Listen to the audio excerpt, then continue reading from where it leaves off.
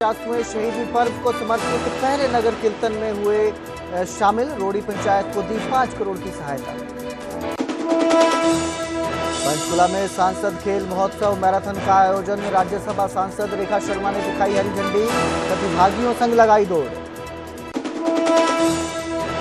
हरियाणा में आज से 3 स्टेशनों पर रुकेगी वंदे भारत। फिरोजपुर दिल्ली के बीच सफर में अंबाला, कैंट, कुरुक्षेत्र और पानीपत में होगा ठहराव। पीएम मोदी ने दिखाई हरी झंडी।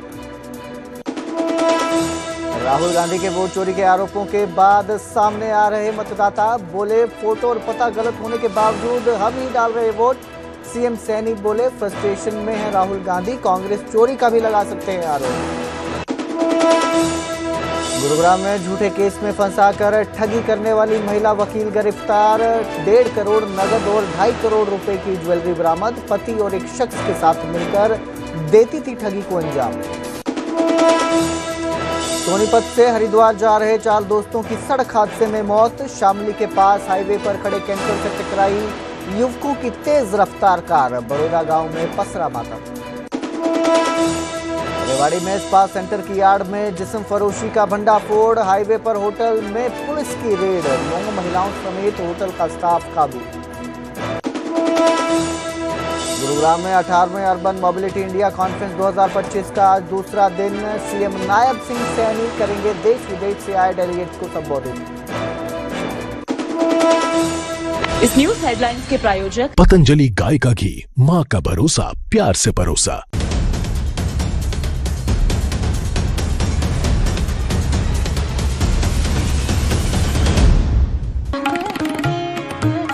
सौ 50वें शहीदी दिहाड़े ते सजदा करिए। 9वीं पातशाही दी कुर्बानी नूं याद करिए। पंजाब नूं साफ सुथरा रखण दा अहद करिए। आओ मिशन क्लीन पंजाब मुहिम दे नाल जुड़िए। 350वें शहीदी दिहाड़े नूं समर्पित न्यूज़ 18 पंजाब हरियाणा दी मुहिम मिशन क्लीन पंजाब सोमवार तो लगातार। नमस्कार, स्वागत है न्यूज 18 पंजाब हरियाणा में। मैं आपके साथ कुलदीप भारद्वाज। हरियाणा प्राइम की शुरुआत करेंगे सिरसा से, जहां मुख्यमंत्री नायब सिंह सैनी आज रोड़ी गांव में पहुंचे। गुरु तेग बहादुर जी की शहीदी यात्रा में उन्होंने शिरकत की। रोड़ी पंचायत की 9 मांगों पर चर्चा की गई। इसके साथ ही मुख्यमंत्री नायब सिंह सैनी ने रोड़ी पंचायत को 5 करोड़ की सहायता भी दी है। CDLU में गुरु तेग बहादुर जी के 350वें शहीदी समागम में शामिल हुए थे। सेमिनार रखा गया था। यहाँ मुख्यमंत्री नायब सिंह सैनी आज पहुंचे थे। आपको बता दें, मुख्यमंत्री नायब सिंह सैनी आज हिसार के दौरे पर हैं। इसी दौरान वो 350वें शहीदी वर्ष को समर्पित समागम में सम्मिलित हुए। उन्होंने शिरकत की। इस दौरान उन्होंने गुरु के आगे शीश झुकाया और इसके साथ ही रोड़ी पंचायत को 5 करोड़ रुपए की सहायता राशि भी दी।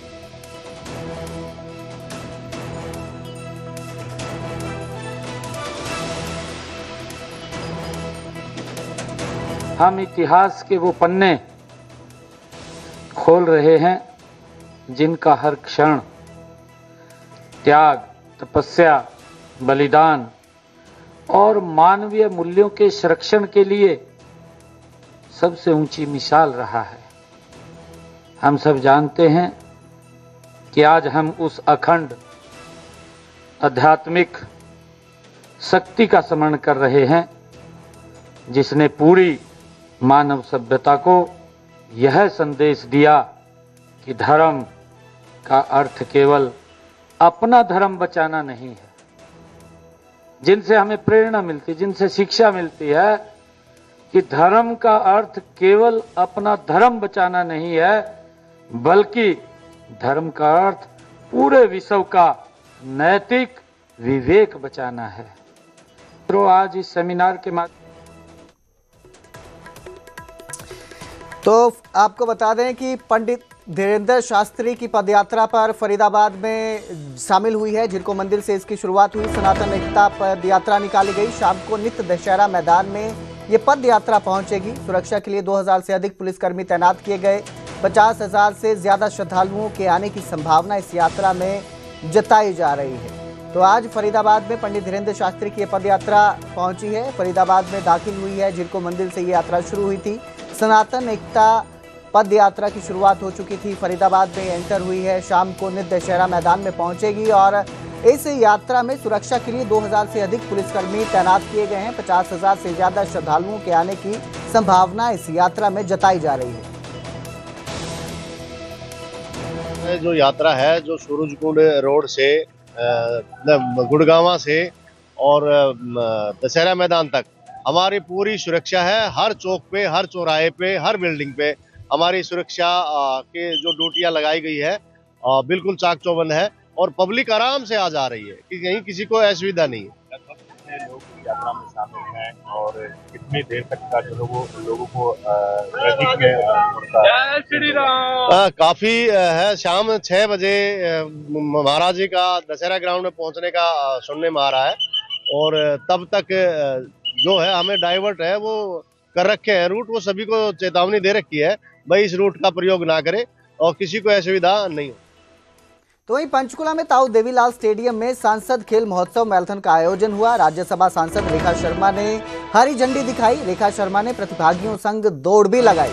फिट इंडिया और खेलो इंडिया से उत्साह बढ़ता नजर आया। यमुनानगर में भी ऐसा ही आयोजन किया जाएगा। तो ये आयोजन किया गया पंचकुला में, जहां राज्यसभा सांसद रेखा शर्मा पहुंची थी मुख्य अतिथि के तौर पर। ये इस समारोह में पहुंची थी। इन्होंने हरी झंडी दिखाई मैराथन को और इसके साथ ही उन्होंने प्रतिभागियों संग दौड़ भी लगाई। देखिए, ये सभी मार्गदर्शन है हमारे माननीय प्रधानमंत्री जी का, जिन्होंने पिछले 11 वर्ष से फिट इंडिया का आह्वान, खेलो इंडिया का आह्वान किया और आज सारे सांसद पूरे भारतवर्ष में भारतीय जनता पार्टी के सांसद खेल महोत्सव कर रहे हैं। उसी की कड़ी में अम्बाला कॉन्स्टिट्यूएंसी जो है अम्बाला, उसका ये शुभारंभ हुआ है।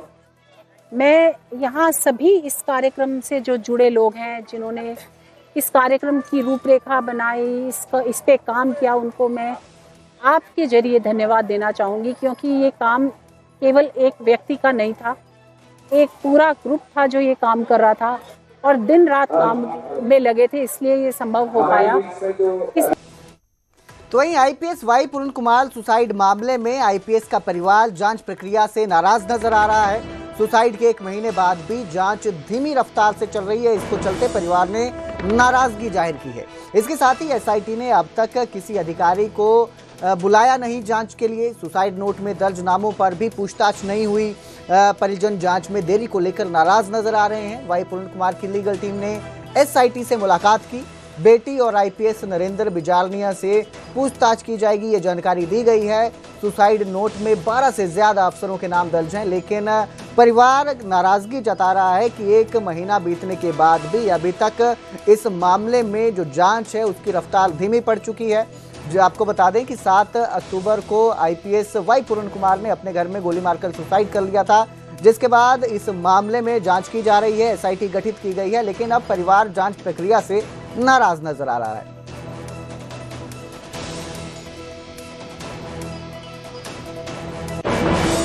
हरियाणा की सियासत में वोट चोरी का मुद्दा लगातार गर्माता जा रहा है। कांग्रेस सांसद दीपेंद्र हुड्डा ने एक बार फिर भाजपा और चुनाव आयोग पर बड़ा हमला बोला है। झज्जर में मीडिया से बातचीत में दीपेंद्र हुड्डा ने मुख्य चुनाव आयुक्त ज्ञानेश को भाजपा का सबसे बड़ा पन्ना प्रमुख बताया। उन्होंने कहा कि हरियाणा में जनता कांग्रेस की सरकार बनाना चाहती थी, लेकिन भाजपा ने चुनाव आयोग से मिलकर जनादेश चुरा लिया। तो ये सारे तथ्यों के साथ, मुख्य प्रमाणों के साथ राहुल गांधी जी ने जो ये सारी बात देश के सामने रखी है, ये साबित हो गया है कि मतदाता सूची में बड़े पैमाने पर चुनाव आयोग के साथ मिलीभगत करके भारतीय जनता पार्टी ने लाखों वोटों की हेराफेरी करने का प्रयास किया। हरियाणा में लाखों ऐसी वोटें बनाने का कार्य किया गया जिन पर प्रश्न चिन्ह लगा। कहीं ना कहीं जो मुख्य चुनाव आयुक्त है ज्ञानेश कुमार जी, वो मुख्य चुनाव आयुक्त ना होकर भारतीय जनता पार्टी के मुख्य पन्ना प्रमुख की भूमिका में कहीं ना कहीं आज प्रश्न चिन्ह लग रहे हैं। तो ये एक स्थिति आज आई है। ये शुरुआत से एक बात हरियाणा के में ये आई थी कि लोगों की जन भावना के आधार पर सरकार नहीं बनी थी। नायब सैनी जी की अगर हम शब्दावली में कहें तो ये व्यवस्थाओं के से मैनेज मैंडेट और मैनेज रूप से सत्ता में भाजपा काबिज हुई। साम दाम दंड भेद का व्यापक दुरुपयोग किया गया, यंत्र मंत्र तंत्र का प्रयोग किया गया और चुनाव आयोग से मिलीभगत करके चुनाव के रिजल्ट को मैनेज करने का कार्य भारतीय जनता पार्टी ने किया हरियाणा के अंदर। और अब जिक्र करेंगे रेवाड़ी का, जहां हाईवे किनारे एक होटल पर पुलिस ने रेड की। स्पा सेंटर की यार्ड में इस होटल में देह व्यापार का कारोबार चल रहा था। पुलिस ने 9 महिलाओं और होटल के कर्मचारियों को पकड़ा है। डीएसपी रविंद्र कुमार के नेतृत्व में ये कार्रवाई की गई। फर्जी ग्राहक बनाकर पुलिस ने होटल में दबिश दी और 3 कमरे में आपत्तिजनक स्थिति में लोग मिले, जिसके बाद ये एक्शन लिया गया। होटल मैनेजर और स्टाफ को भी गिरफ्तार किया गया है।